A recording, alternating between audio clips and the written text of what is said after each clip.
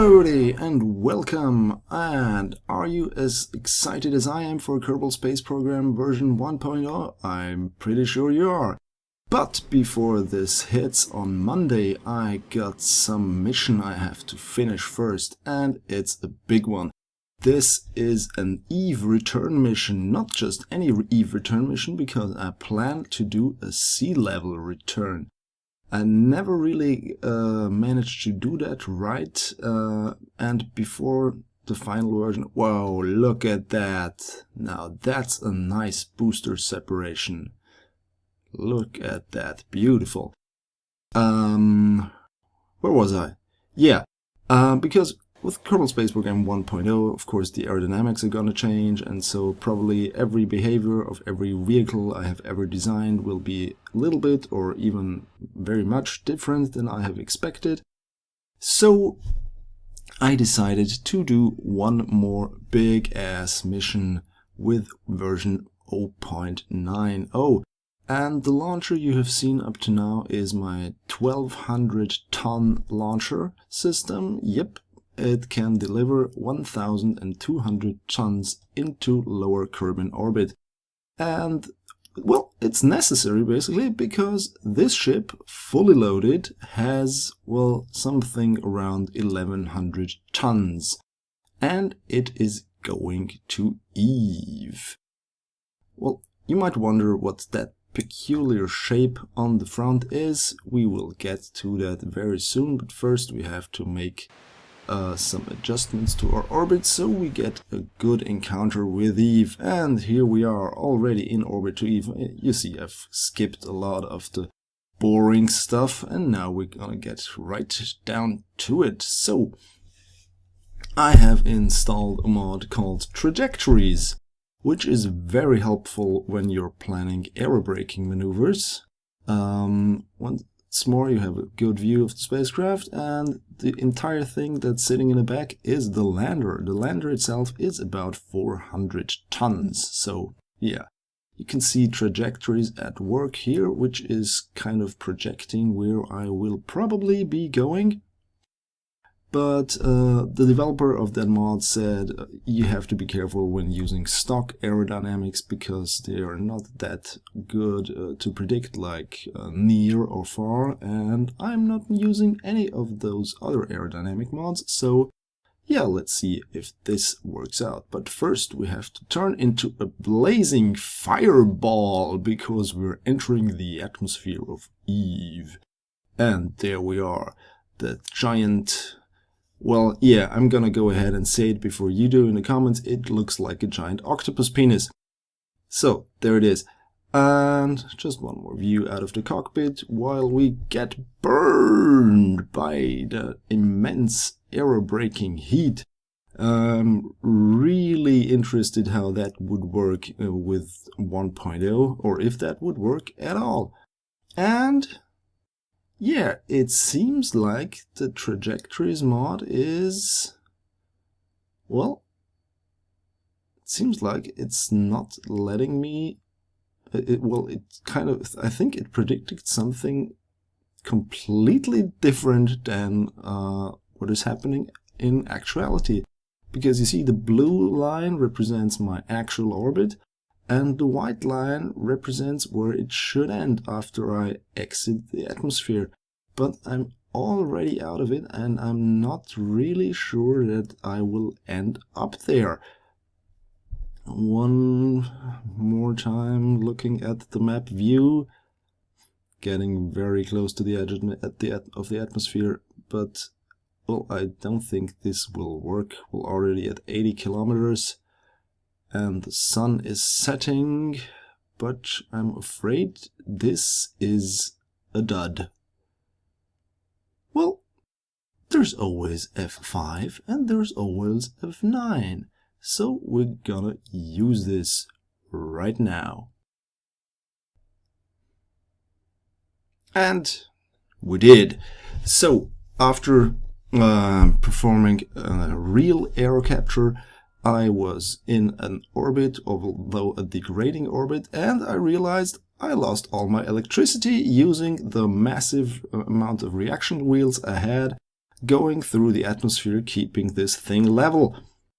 So this was a little bit of a nuisance because I wanted to perform a correction burn at Apoapс, and I was not sure if I could get into the sun at the right time or before that moment to get enough juice to maneuver the spaceship to the correct maneuver node. Checking on the batteries, checking on the solar panels, because of course the solar panels were retracted during re-entry, or well, not re-entry, during aerobraking. Moving the spaceship with the reaction control system, and lo and behold, we're not doing a circularization burn. No, we're even plunging deeper into Eve. So why am I doing that? Well, of course, because I want to get that lander down to the ground. So I have to perform that burn to get my orbit even more down to the surface. And once that has happened, I will detach the lander and switch back to the main spaceship and get it back into a stable orbit. Well, that is the plan. Let's see if that plan actually works. So we have 6 clusters of 7 nuclear engines providing thrust. We had about, I think it was 5,000, I don't know, a lot of delta V when we left Kerbin. And we still have some left, and after we have detached the landers, we have loads of fuel left to get back to Kerbin. So it's time to detach the lander, and, well, lander, it's almost as big as the entire mothership. There it goes. And of course we switched pilots before that. We put Bob into the command seat of the lander, and we're now moving ahead and trying to get that orbit a little more stable so we can stay in orbit while the lander heads down to the surface. So setting up the maneuver node and firing the massive engine clusters, which is now way easier that we have shed 400 tons. And of course, the lander has to get down to the surface. So we're heading into the atmosphere.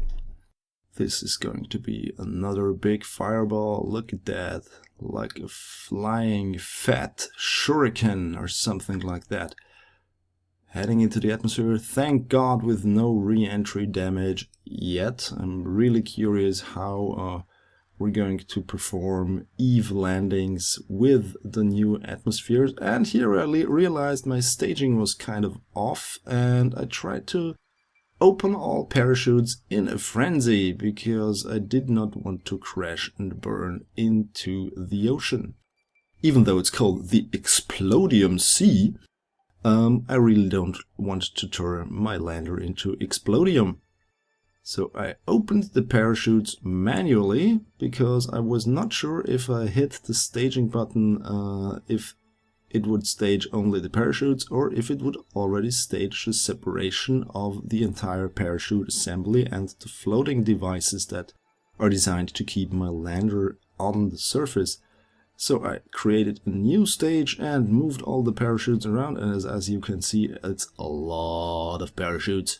And it's been a lot of time since I started doing this. Of course, you're watching in 4 times or even 8 times the regular speed. Oh, this is 4 times regular speed. I switched between 4 times, 8 times, even 16 or 64 times regular speed for your viewing pleasure, because I can imagine you're not really interested in some boring maneuver node shenanigans in the map view, so I usually skip ahead of that.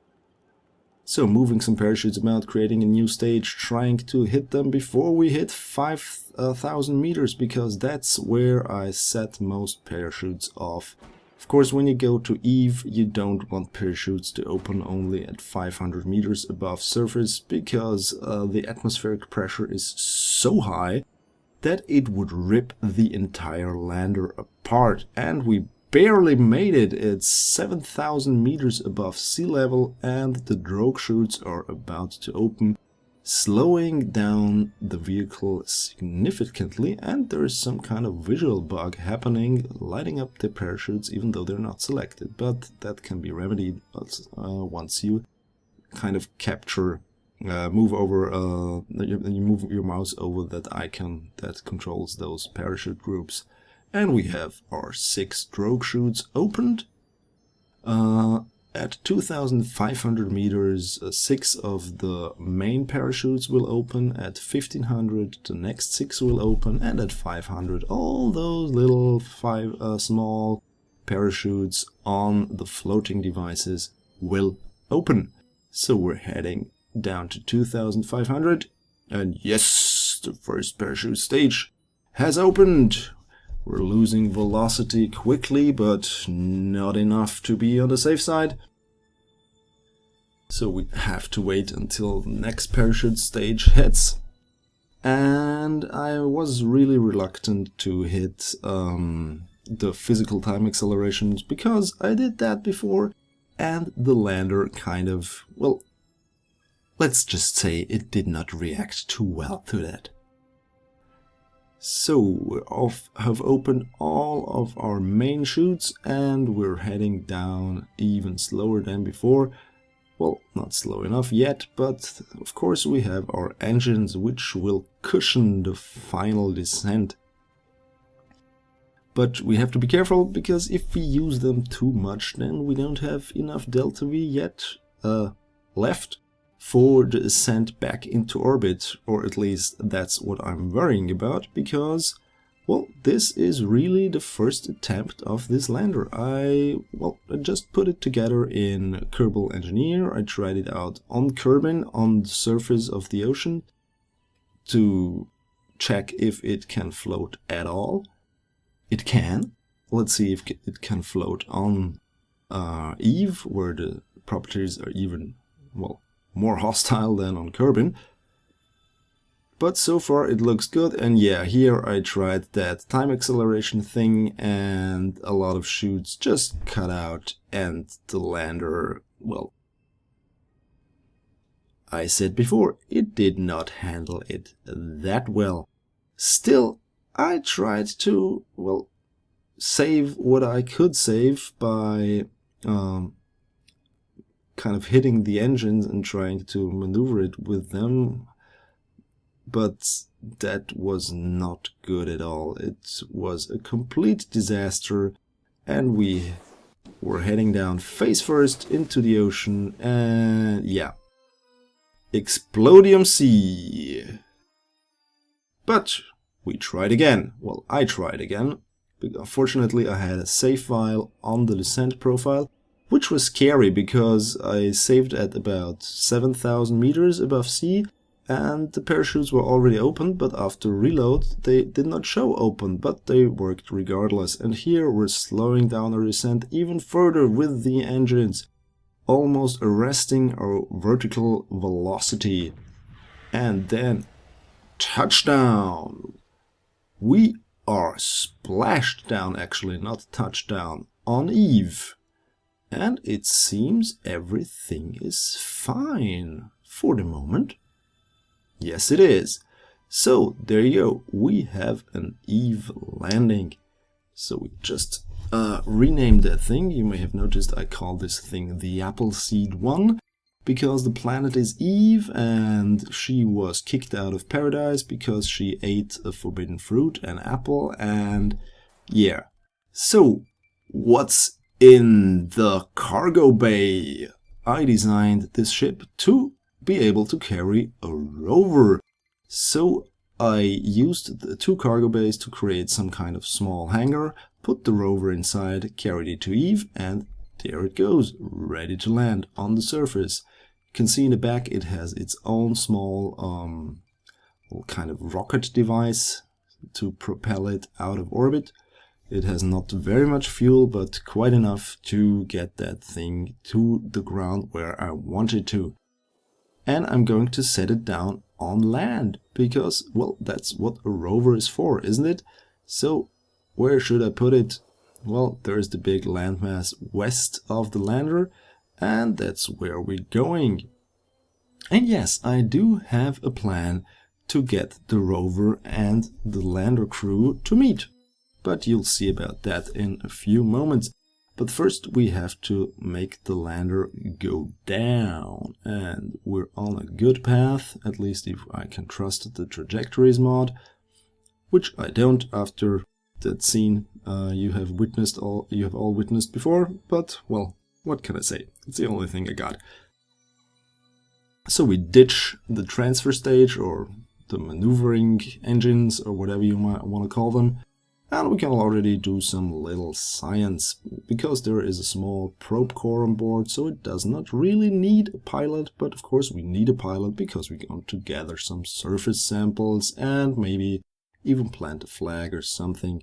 And whoa, re-entry heat lighting things up again, but fortunately not damaging anything yet. This will be quite different in Kerbal Space Program 1.0, which will be a challenge and of course very interesting to find out. Parachutes have opened, going down smoothly, and of course we have some engines to fire. There we go, to even slow us more. We fire away those engines because they're dead weight now. We have some ion engines for extra propulsions, but we don't need that because we have wheels and miles to go. Literally. So we have to do a rendezvous, but of course you don't want to see me driving for hours over the same ground texture all the time. So we're gonna skip ahead to the more interesting part, which is, of course, crossing the ocean, because you have seen that the lander is away for some time and, well, how to get to it? Well, those ion engines back there are not only for extra propulsion, for instance to get up a hill or something, they're also there for maneuverability in the ocean, because I made it so that this thing can float a little and I'm using the ion engines to propel it over water.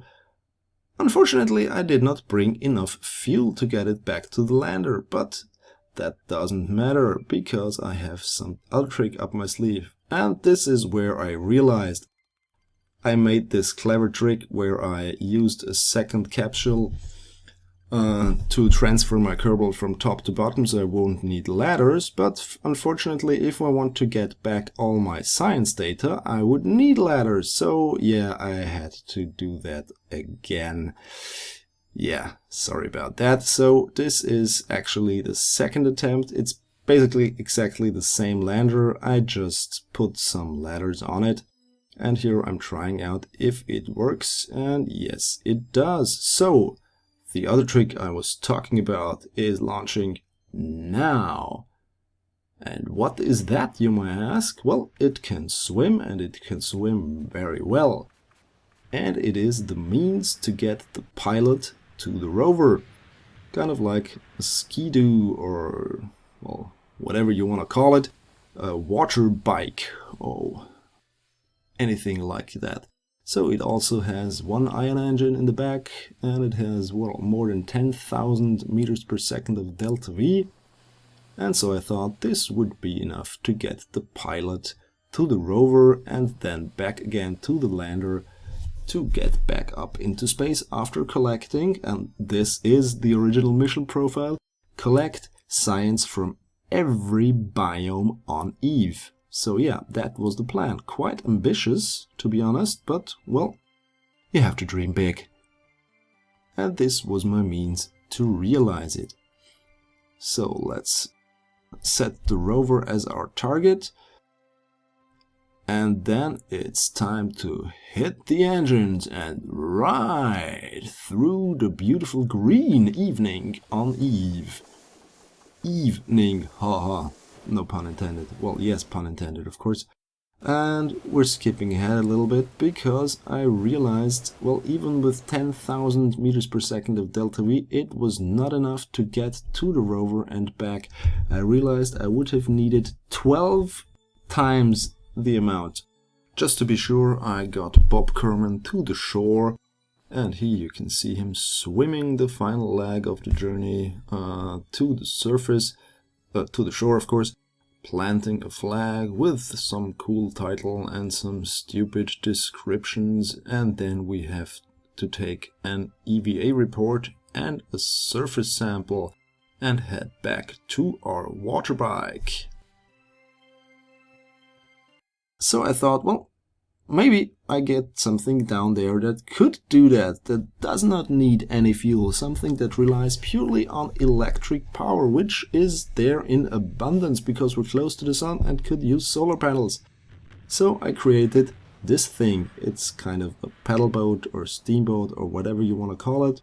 Basically, it's a thing with a rotational axis that is driven by rover wheels, and yes, it can traverse the ocean, but only at a pace of 2.5 meters per second, and I don't have any Mac jab on board, so I would have had to sit through hours, literally hours, even with time acceleration, pressing the button. So yes, I had to change the mission profile. And this saddens me very much because, well, I had to get back. I had to get back to the lander after collecting rock samples and collecting ocean samples. So yeah, it was time to head back to the lander because that was the only thing I could do without any fuel drops, and I did not have any time to perform those before. Yeah, some stupid diving going on here. Don't die on me drowning in Explodium. So we're gonna head back to our lander because, yeah, the mission is, well, it's not really a failure, but the mission parameters were not met, and this kind of makes me sad because I know how I could have, well, performed the mission, but I did not have any time to finish it before KSP 1.0 hits, and I really wanted to finish this and get this video out before the release of 1.0. And here we are ascending to the skies. The lander is performing its Ascent burn, and burn it does. We are hitting the big mighty 7 Kerbin K2RL, KR2L, whatever they're called, the big engines. And they're almost out, so we're now up to the aerospikes, and we're barely above a thrust to weight ratio of 1. You can see the flag I have planted in the back, where the water bike has hit land, and we got our surface sample. So that lander hits back up, and here I realized, why aren't the drop tanks dropping? Because, well, of course there's no automatic staging going on, and I did not monitor the fuel flow of them, well, really correctly. Or maybe, well, honestly, I forgot in the heat of the moment, because I was just so happy that that thing was getting up. I forgot to stage, so yeah. Completely wasted energy doing that, so the mission was in jeopardy again. But we are still ascending, we have still a lot of delta V left, and we are going to try this. We are trying to get away from the cold, dead grasps of Eve's mighty gravity. And one of the final drop tank drops. Going down now. This is in real time. This is not accelerated or anything. This is how it has happened. This is my Eve Ascent. And we are on our aerospike engines, and this is, well, yeah, you know, the asparagus staging thing. I did that over here. I'm not a big fan of it, honestly, but it is effective, and for something like an Eve lander you have to, well, you have to do anything you can to get back up there, because it's not easy, especially if you want to use a capsule and not a command seat. So we're heading up, and we're closing in on the next stage. Somewhere in the back there is a steamboat still paddling around in the Explodium Sea, and an abandoned rover, which we may return to in a future mission. Something exploding going on here. But fortunately it did not affect the lander. Well, maybe it was just some of the tanks getting caught in the exhaust. Of course, when you're using asparagus staging, not an easy word, is it? Asparagus staging. Then, of course, the closer you get to the final stage, the longer the tanks take to drain. So we're on our final lateral tanks until we hit the big Kerbin tank in the middle, well, which is of course the smallest of the size 3 tanks, but it's still big nonetheless, carrying about 1600 and something of liquid fuel, and of course more of that than in oxygen. We have 3 aerospikes on the bottom, and they're propelling us into the sky. So we're already at 14,000 meters, and we're not even out of the thickest part of the atmosphere yet. When you look at the atmosphere indicator on the top, it's still very much on the right. That doesn't change until you hit about, well, 25 kilometers or something. So my ascent profile, at least as I planned it, was to get up to about 25 kilometers, then hit the gravity turn, and then, well, just see what happens. So we're closing in on 20 kilometers, slowly but steadily. You can see on the top, on the Kerbal Engineer readouts, that our thrust-to-weight ratio is above 1, but it is increasing steadily the more fuel we burn, because, of course, the more fuel you burn, the lighter your vehicle gets. But of course, the less energy it has to get back up into orbit. So we're above 20 kilometers now, closing in on 22. And Bob Kerman is not looking very happy. Well, it's cramped in that lander can, and he's not really a pilot. He's a scientist. He likes to take samples and not fly on burning pieces of equipment, which he does now. So we're doing our gravity turn. This is all on a hunch. I did not read up on any ascent profiles or anything for Eve. I'm just doing it as I go along. This is really the first time this lander has ascended. And because I already did some Eve return, but I did that from like 5 kilometers off the top of a mountain. And now we're getting down to one of the final stages, which are the radially mounted tanks there directly on the lander can, which of course made that lander a little bit, well, flatter, so to say. And we're burning fuel really fast. Then it's time to ditch that outer tank, and we will continue on the innermost tank up until we're only left with the lander can and the RCS fuel tank on the bottom. So ditching the penultimate stage.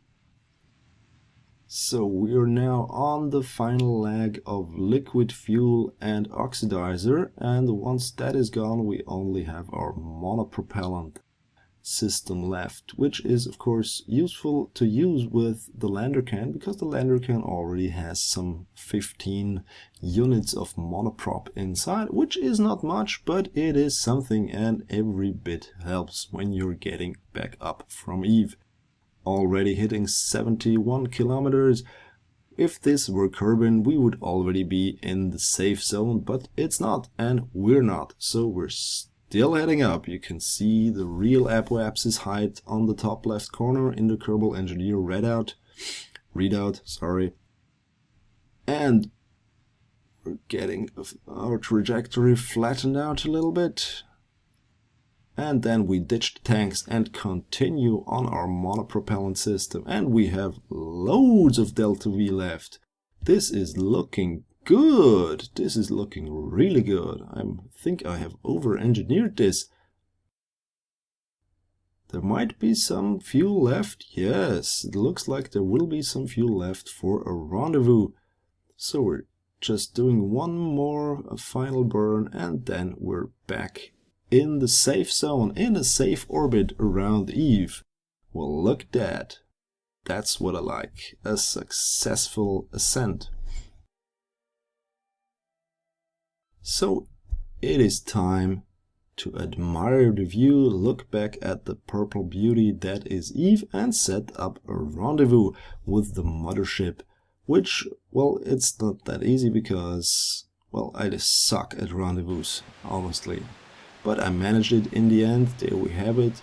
And of course I had to switch to the big mothership for the final burns because it has, and this was a big oversight of me, this big mothership has RCS thrusters, which are using liquid fuel and oxidizers, or their Werner engines, but the smaller lander can, which would have been a lot more maneuverable, it does not have any RCS. So yeah, I have to kind of aim that little capsule at the docking port, which is conveniently located inside of the hangar bay. And yeah, I have to inch that big old mothership to make the real rendezvous. Of course, the docking port alignment indicator mod will help me with this. There it is. But still, this thing is all kinds of wobbly, for instance. Ah, look at that. That's a money shot. Get in my belly. Yeah, I watched the Austin Powers movies and that guy was disgusting. Oh, well, that was not planned. Yeah, I hit the lander can to, well, for no reason at all. Just because I was clumsy.